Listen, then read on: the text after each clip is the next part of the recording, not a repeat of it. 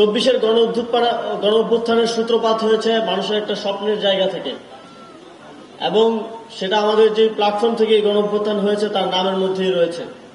আমরা একটা বৈষম্যহীন বাংলাদেশ চেয়েছি।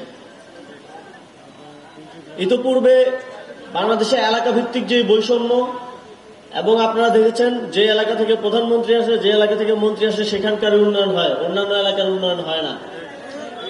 আপনারা দেখেছেন বাংলাদেশে খুব স্পেসিফিকলি গোপালগঞ্জ সহ আরো কিছু জেলার বিশেষভাবে উন্নয়নে নজর দেওয়া হয়েছে। যেখানে প্রয়োজন নেই সেখানেও রাস্তা করা হয়েছে, উন্নয়ন কার্যক্রম করা হয়েছে, কিন্তু অন্যান্য জায়গায় সেক্ষেত্রে বৈষম্যের শিকার হয়েছে জনগণ।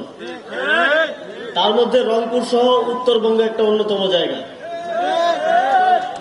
আমি আমার জায়গা থেকে নিশ্চিত করতে চাই, সরকারের উচ্চ পর্যায়ে বাজেট সহ আরো অন্যান্য উন্নয়ন কার্যক্রমের ক্ষেত্রে যে আলোচনা, সেখানে রংপুর এবং উত্তরবঙ্গের উন্নয়ন কার্যক্রমের আলোচনায় আমি বিশেষভাবে গুরুত্ব দিয়ে আপনাদের কথাগুলো সেখানে পৌঁছে দেব।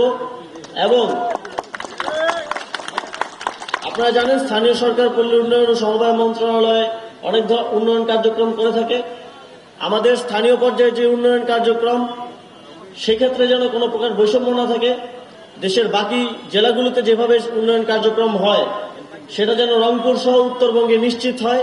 সেজন্য আমরা কাজ করব। আপনারাও তথ্য দিয়ে কোথায় কি প্রকার উন্নয়ন কার্যক্রম প্রয়োজন সেটা এখানকার জেলা প্রশাসন, উপজেলা প্রশাসনকে আপনারা জানাবেন।